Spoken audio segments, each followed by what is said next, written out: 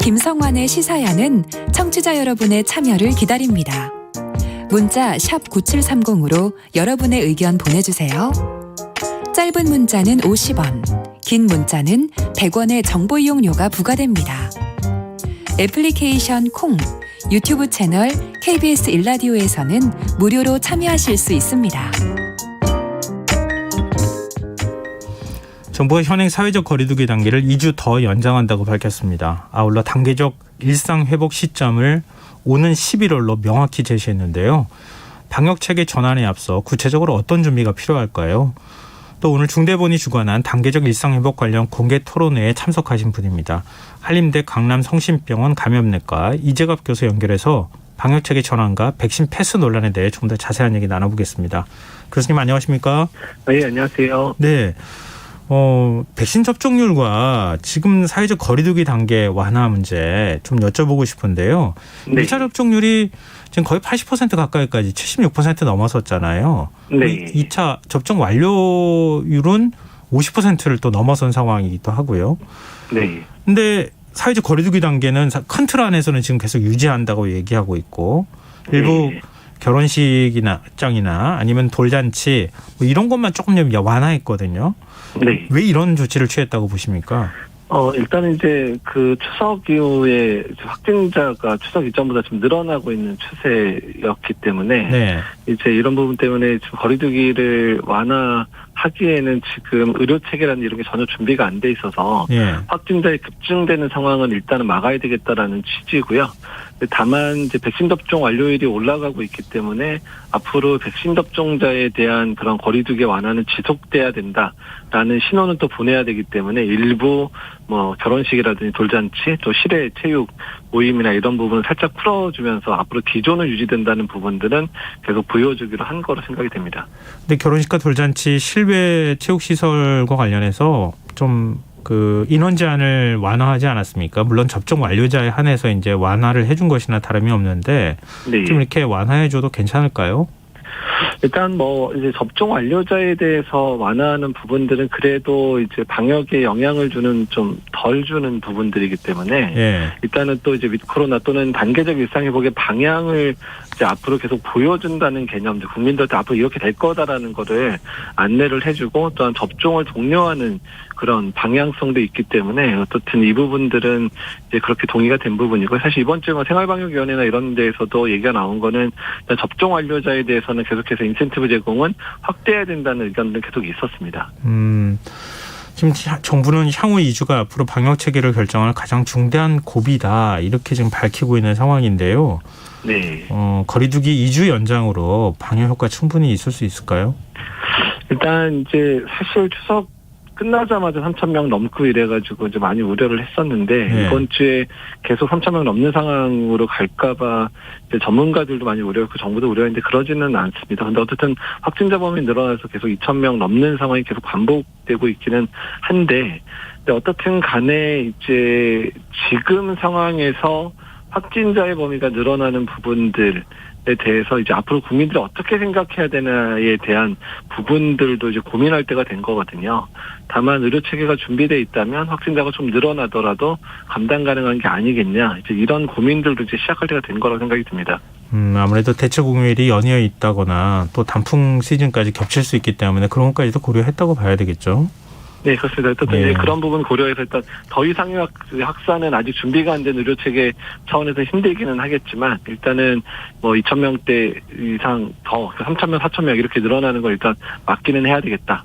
네, 하여간 근데 어쨌든 정부 차원에서 뭐 2주간 어떻든 그러니까 이런 부분을 결정한 이유 중에 하나는 접종률이 계속 올라가기 때문에 네. 이제 앞으로 이 코로나의 전략들을 세우면서 방향성에 대한 부분들을 2주마다 점검하기로 한 측면들도 있어서요.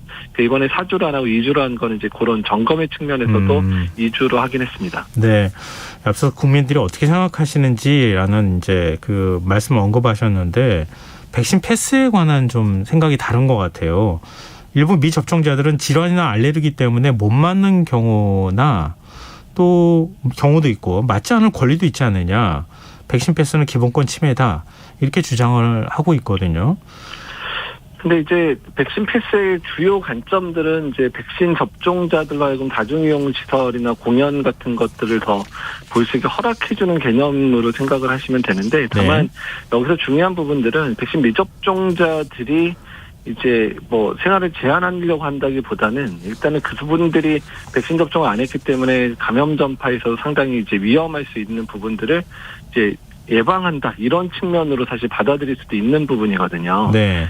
네, 그래서 일단은 백신 패스 자체에 대해서 이제 뭐 인권적인 문제나 이런 부분들, 사실은 유럽이나 미국이 훨씬 자유주의가 발달돼 있고 그럼에도 불구하고 백신 패스가 유럽 내에서는 상당히 일반화되기도 했었거든요. 그래서 이런 부분들은 국민들에 대한 설득이 상당히 중요하고요. 또한 그 국민들을 이해시킬 수 있는 그런 커뮤니케이션이 상당히 중요합니다. 그래서 사실 정부가 백신 패스 얘기하면서 미접종자들에 대해서 불편하게 하겠다, 이런 의미의 말들을 계속 하는데 오히려 반대 의미가 더 훨씬 강하거든요. 그래서 백신 미접종자들을 보호하려는 측면들, 왜냐하면 그분들이 이제 다중이용을 이용하게 됐을 때, 특히 고위험군들이 이용했을 경우는 훨씬 더 이제 그 중증으로 갈 상황도 높이 되니까 그분들을 보호하려는 정책이다, 이런 커뮤니케이션 부분들이 더 잘해야 되지 않을까 생각을 하고 있습니다. 네.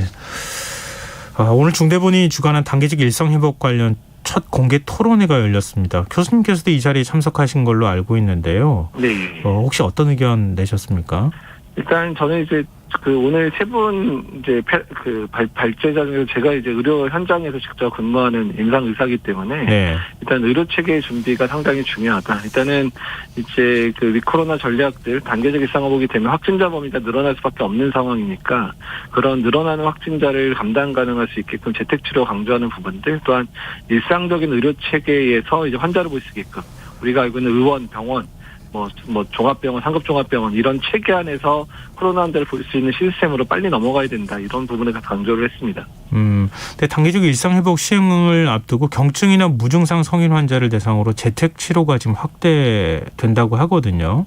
네. 좀 불안해하시는 분들도 있어요. 집에서 스스로 사실 좀 자가 치료를 해야 되는 상황이 될 수도 있지 않을까 하는 걱정인데, 이 부분은 어떻게 보세요? 네, 일단 이제 국민들이 공감대를 이제 가질 수 있기까지는 이제 약간 이제 하이브리드 형태로 갈 가능성이 높습니다. 그래서 이제 생활치료센터에서 입소해 있는 기간들을 점차 줄여가면서 이제 그 남은 기간은 재택을 하는 그런 방식으로 할 가능성이 높고요. 또한 생활치료센터에 있을 때 이제 치료적인 조치들을 충분히 해서 일단은 증상을 경감하고 나서 이제 집으로 갈 수 있게 하는 그런 제도로 운영을 하려고 하고 있고요.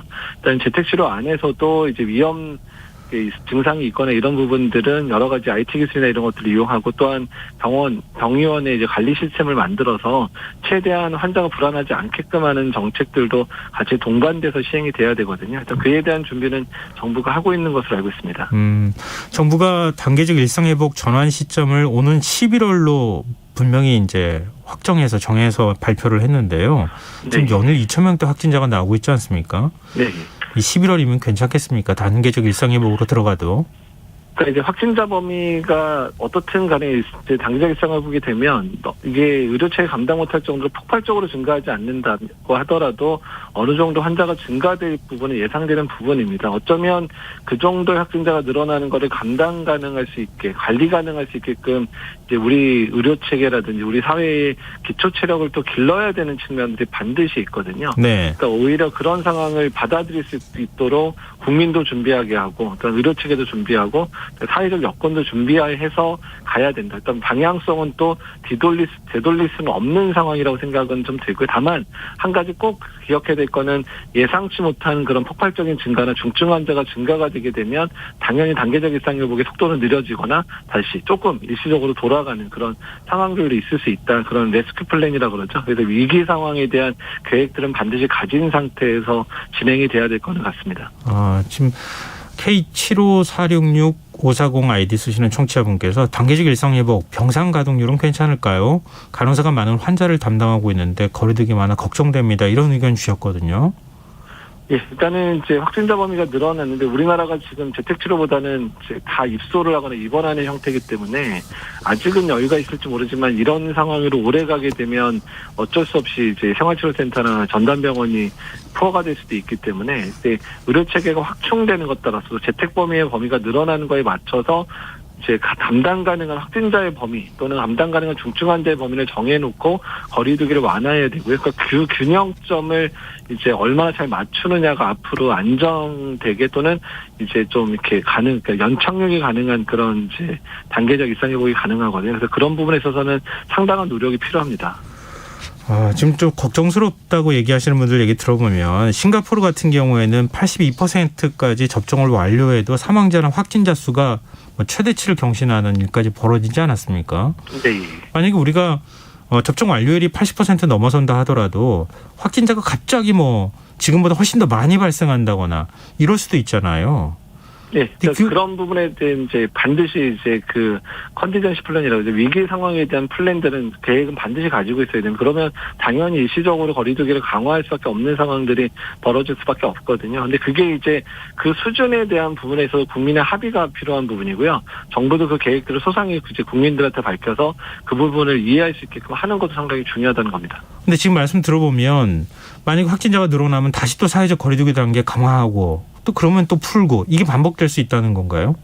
그러니까 이제 그러지 않게끔 섬세하게 낮춰야 되지 너무 그 완화의 방법을 너무 서두르면 사실 그런 파국을 맞을 수밖에 없어서 사실 싱가포르이 그런 것 때문에 이제 지난주부터 다시 그 거리두기 단계를 다시 강화를 하기도 했었거든요. 네. 그래서 그러지 않게끔 아주 체계적이고 아주 점진적으로 이제 완화를 하는 그런 전략들을 할 수밖에 없기 때문에 그런 거리두기 자체의 완화, 특히 이제 그 단계적 일상회복이 어느 정도 자리를 잡는 데까지 꽤 많은 시간이 필요하다는 부분. 그러니까 사실은 11월 이후에 뭔가 큰 일이 벌어질 거라고 이제 정부가 자꾸 이제 기대를 하게 하는 커뮤니케이션도 문제인데요. 네. 11월부터 시작될 수 있는 범위라는 게 사실은 그렇게 많지는 않을 거거든요. 네. 그래서 점진적으로 아마도 6개월에서 1년 정도의 기간에 걸쳐서 아주 점진적으로 알겠습니다. 하지 않았다가는 정말 중간에 아주 파국을 맞을 수 있는 상황을 네, 맞을 수 알겠습니다. 있기 때문에 해야 됩니다. 예. 네, 오늘 말씀 고맙습니다.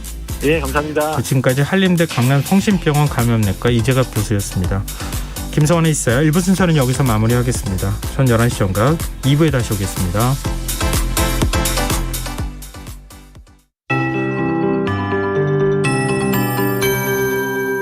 KBS 58분 날씨. 오늘 낮 동안 예년